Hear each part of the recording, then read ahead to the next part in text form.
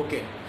सो हमने आपका current electricity chapter start किया था, ठीक है, जिसमें हमने आपका बेसिक करंट क्या होता है वो हमने पढ़ा था, आपका इलेक्ट्रिक सर्किट क्या होता है, इलेक्ट्रिक पोटेंशियल क्या होता है, ये हमने आपका पढ़ा था, ठीक है। अब हम आपका स्टार्ट करेंगे ओम्स लॉ। तो ओम्स लॉ क्या होता है आपका, देखिए। सो मेनली आपके ओम साइंटिस्ट थे जिन्होंने आपका एक लॉ बनाया था। सो ये ओम्स लॉ जो था, ओम्स लॉ जो आपके मेनली था, ये आपका एक रिलेशन देता है बिटवीन वी एंड आई, ठीक है। आपने आई पढ़ा है, I is the electric current, और वी जो होता है आपका वो इलेक्ट्रिक पोटेंशियल होता है। सो वी और आई में जो रिलेशन होता है वो हमें ओम्स ने आपका दिया है, ठीक है। तो ओम्स ने क्या किया, देखिए यहाँ पे आई और वी के बीच में कैसे रिलेशन फाइंड किया। सो उन्होंने एक एक्सपेरिमेंट किया। उन्होंने जैसे कि यहाँ पे एक बल्ब लगाया, ठीक है। ये लोड है, ठीक है, इसको हम बेसिकली लोड कहेंगे।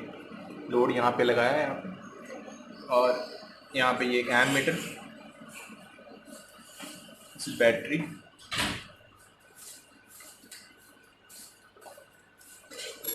Electric potential V। ये बैटरी आपकी, इसकी इलेक्ट्रिक पोटेंशियल आपकी यहाँ पे V। तो यहाँ पे ये करंट फ्लो हो रहा है, I ये फ्लो हो रहा है आपका, ये पॉजिटिव ये नेगेटिव। सो ये आपका करंट इसमें फ्लो हो रहा है। सो उन्होंने क्या किया, अब यहाँ पे जो V, यहाँ पे इलेक्ट्रिक पोटेंशियल अप्लाई किया। आपको पता है V क्या होता है, work done on a charge to move it from one point to another. So आपका जब हम यहाँ पे V अप्लाई करेंगे तभी आपका करंट फ्लो होगा, क्योंकि V जो होता है आपका work done on a charge, ठीक है। चार्ज पे वो वर्क करती है ताकि चार्ज क्या हो, आपके वन पॉइंट से दूसरे पॉइंट पे मूव हो, जिससे कि आपका करंट प्रोड्यूस होता है।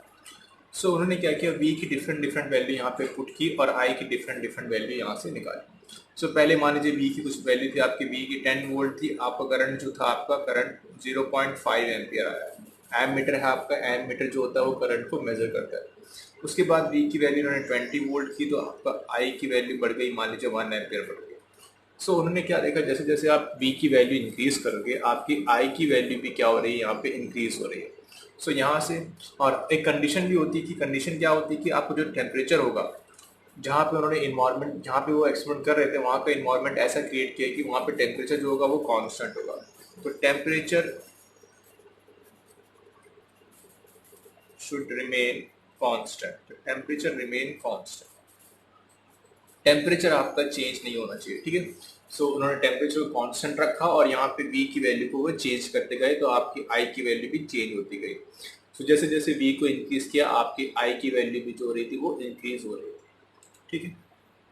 सो उन्होंने यहाँ पे रिलेशन बनाया कि वी जो होता है आपका इज डायरेक्टली प्रोपोर्शनल टू आई।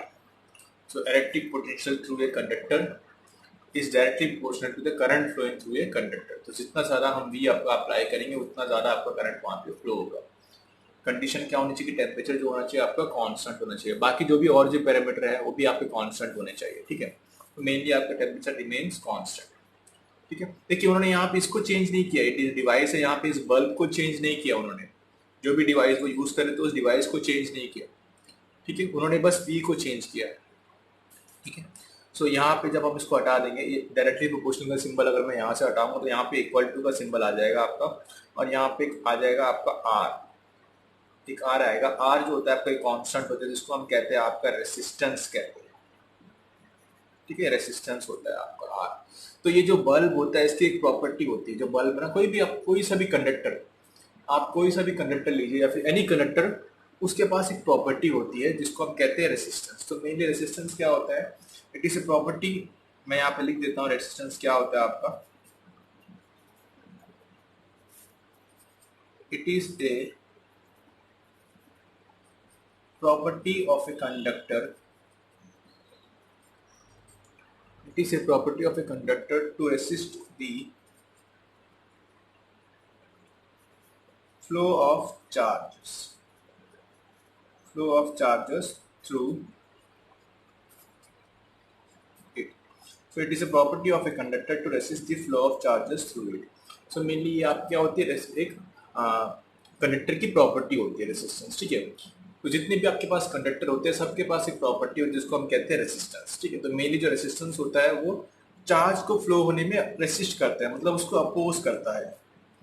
इसीलिए अगर वहाँ पे अगर रेसिस्टेंस की वैल्यू अगर ज़्यादा होगी, मान लीजिए अगर रेसिस्टेंस की वैल्यू ज़्यादा है, तो आपका वहाँ पे करंट जो होगा देखिए वो कम हो जाएगा, क्योंकि देखिए आई इज इक्वल टू, अगर मैं यहाँ से निकालू इसी फॉर्मूले से, जो फॉर्मूला यहाँ पे बना है V is equal to I into R, यही आपका ओम्स लॉ बन गया यहाँ पे। और आर जो होता है आपका रेसिस्टेंस होता है, ये कांस्टेंट है, इसको चेंज नहीं करना है। जो डिवाइस यहाँ पे यूज कर रहे थे इसके पास कुछ रेसिस्टेंस होता है, क्योंकि ये कंडक्टर है, इसके थ्रू करंट फ्लो हो रहा है, तो इसके पास एक रेसिस्टेंस होता है, एक प्रॉपर्टी होती है जिसको हम बोलते हैं आर। ठीक है, सो ये आर यहाँ पे इसको चेंज नहीं कर रहा हूँ, इसलिए आर जो है यहाँ पे कांस्टेंट है। ओके, सो आर को कांस्टेंट है यहाँ पे। और जो अगर मैं यहाँ पे निकालू आई इज इक्वल टू, अगर मैं यहाँ से इसी फॉर्मूले से अगर मैं निकालू तो आई इज इक्वल टू आपका होगा V over, I is equal to आपका हो जाएगा V over R. So I और वी जो है आपका वो इन्वर्सली प्रोपोर्शनल है। देखिए अगर हम आर को इंक्रीज करते हैं तो आपका आई जो होगा वो डिक्रीज होगा। सो जहाँ पे आपका रेसिस्टेंस ज़्यादा होगा वहाँ पे आपका करंट जो होगा वो कम होगा। ठीक, करंट जो होगा आपका लेस होगा। सो इसीलिए जो आपका इंसुलेटर होता है उसमें आपका करंट फ्लो नहीं होता है। मेनली जो कंडक्टर होते हैं वहाँ पे करंट आपका वो करंट को कंडक्ट करते हैं। सो इंसुलेटर में आपका रेजिस्टेंस बहुत ज़्यादा होता है। ठीक है, इसीलिए वो आपका इलेक्ट्रिसिटी कंडक्ट नहीं करते, मतलब उसके थ्रू आपका करंट फ्लो नहीं होता।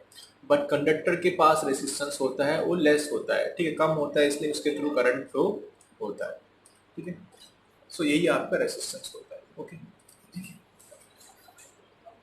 सो मेनली आपको याद रखना यही आपका ओम्स लॉ है। और यहाँ पे जो V और I की डिफरेंट डिफरेंट वैल्यू यहाँ पे ली है। और ना, और इसका अगर हम ग्राफ भी बनाए तो ये ग्राफ भी एक बनता है आपका। ग्राफ जो होता है वो ऐसा होता है, ग्राफ आपकी बुक में दिया है। ठीक है, जैसे कि मैंने यहाँ पे ये आपकी y एक्सिस, ये आपकी x एक्सिस। ठीक है, ये ओरिजिन है आपका, यहाँ पे V, ये आपका I। ठीक है, ये आपका V है, ये आपका I है। ठीक है, और ये आपका ग्राफ होता है। ठीक है, ये आपका ग्राफ है। ठीक है, तो जैसे जैसे आप V को इंक्रीज करोगे आपका I भी जो होगा वो आपका इंक्रीज होगा। ठीक है, I जो होगा आपका यहाँ पे इंक्रीज होगा। सो अगर हम V को इंक्रीज करें तो आपका I भी इंक्रीज होगा। देखिए जब आपका V 0 होगा तो आपका I भी जो होगा वो 0 होगा। I, ठीक है, इसलिए आपका V directly proportional to I। तो ये लीनियर ग्राफ, एक स्ट्रेट लाइन आपकी ओरिजिन से पास होती है, जिसको हम, ये ओम्स लॉ का आपका ग्राफ होता है। ठीक है, V ओवर I। ठीक है, ये ग्राफ के बेस पे भी आपके बहुत सारे क्वेश्चन आते हैं। ग्राफ के बेस पे क्वेश्चन कैसे आते हैं, मैंने आपको बताया कि रेजिस्टेंस क्या होता है आपका। ठीक है, V ओवर I होता है। ठीक है, तो मेनली ये जो ग्राफ है, ठीक है, इस ग्राफ को देखिए, कहीं भी देखिए आप यहाँ पे नीचे देखिए, यहाँ पे जितनी आप V को इंक्रीज करोगे उतनी आपका I भी क्या होगा, यहाँ पे इंक्रीज होगा। ये ग्राफ आपका V, यहाँ पे अगर पॉइंट कहीं पे भी आप ऐसे, अगर आप V इंक्रीज कर रहे हो तो आपका I भी जो होगा वो इंक्रीज होगा। ठीक है, सो आप कहीं भी अगर ये ग्राफ लोगे ना ऐसे, ये देखिए एक स्लोप होता है, स्लोप। स्लोप आप बेसिकली स्लोप मेनली क्या होता है, देखिए स्लोप आप अभी इसको डिटेल में नहीं पढ़ोगे, लेकिन तब भी मैं आपको बता रहा हूँ, देखिए क्योंकि इस पे भी क्वेश्चंस बनते हैं। सो मेनली जो स्लोप होता है ना आपका, स्लोप होता है कि ये जो लाइन है, जो यहाँ पे जो मैं स्ट्रेट लाइन यहाँ पे बनाई है, ये लाइन जो यहाँ पे बनाई है, ये लाइन इस एक्स एक्सिस से कितना एंगल बना रही है। मैं आपको स्लोप के बारे में पहले समझा दूँ। देखिए स्लोप क्या होता है कि आपकी कोई भी लाइन, ठीक है, ये कोई लाइन है, मान लीजिए ये एक्स एक्सिस से ये एंगल बना रही है थीटा, ये एक्स एक्सिस है, ये आपकी लाइन है जो ओरिजिन से पास हो रही है। अब ये लाइन इस एक्स एक्सिस से कितना एंगल बनाती है, थीटा, इसको हम कहते हैं इंक्लिनेशन, इंक्लिनेशन कहते हैं इसको, इंक्लिनेशन कहते हैं। ठीक, ये आपका होता है, इसको हम कहते हैं आपका इंक्लिनेशन होता है, ये होता है आपका इंक्लिनेशन। ठीक है, तो अगर मैं जो एंगल थीटा है, इस एंगल का अगर मैं tan थीटा फाइंड करूँ, tangent of this angle will give slope, तो इसी को ये आपका स्लोप देता है। तो स्लोप मेनली क्या होता है आपका, tan थीटा होता है। ठीक है, ये आप मैथ में थोड़ा सा पढ़ोगे इसके बारे में, tan क्या होता है आपका। ठीक है, टेंजेंट, तो इस एंगल का अगर मैं टेंजेंट अगर फाइंड करूँगा तो मुझे स्लोप मिलता है। तो बेसिकली हम यहाँ पे ऐसे देखें तो ये एंगल थीटा है, और tan जो होता है वो आपका परपेंडिकुलर ओवर बेस होता है। ठीक है, ये भी आप पढ़ोगे ट्रिग्नोमेट्री में, आपका पढ़ोगे। ठीक है, कि आप कोई राइट एंगल ट्रायंगल अगर ले रहे हो, ऐसे राइट एंगल ट्रायंगल अगर ले रहे हो, ये एंगल अगर थीटा है, ये एंगल 90 है, सो tan थीटा जो होता है वो आपका, ये बेस है, ये आपकी परपेंडिकुलर है। तो tan थीटा जो होता है वो आपका परपेंडिकुलर ओवर बेस होता है। ठीक है, ये आपका, ये tan थीटा आपकी ट्रिग्नोमेट्रिक रेशियो होती है ठीक है, ये आप पढ़ोगे। सो आप बस इतना याद रखिए कि जो tan थीटा अगर मैं यहाँ पे निकालूँ तो tan थीटा आपका होगा यहाँ पे, tan थीटा जो आपका यहाँ पे आएगा वो आपका आएगा ये परपेंडिकुलर, मतलब ये आपकी v और ये आपका यहाँ पे बेस, मतलब आपका यहाँ पे i। तो tan theta is equal to v over i, और v ओवर i आपका होता है रेसिस्टेंस। सो यहाँ से आपको ये पता चलता है कि इस ग्राफ का अगर मैं स्लोप अगर निकालूं तो इस ग्राफ का स्लोप मुझे मिलता है रेसिस्टेंस। तो स्लोप जो होता है वो रेसिस्टेंस के इक्वल होता है, ठीक है। तो आप यहाँ पे कहीं पे भी देखिए, अगर इस पॉइंट पे आप मान लीजिए आपको यहाँ पे कुछ वैल्यू मिलेगी, v की कुछ वैल्यू मिलेगी, i की कुछ वैल्यू मिलेगी ना, ये पॉइंट आपका यहाँ पे प्लॉट किया। सो यहाँ पे आपका v ना i ओवर v मिलेगा ना आपको, आई एक्सिस ना। तो आप अगर निकालो tan का, ये आपकी v की वैल्यू, ये आपकी i की वैल्यू, तो आपको यहाँ पे v ओवर i ये आपको रेसिस्टेंस की वैल्यू मिल जाएगी।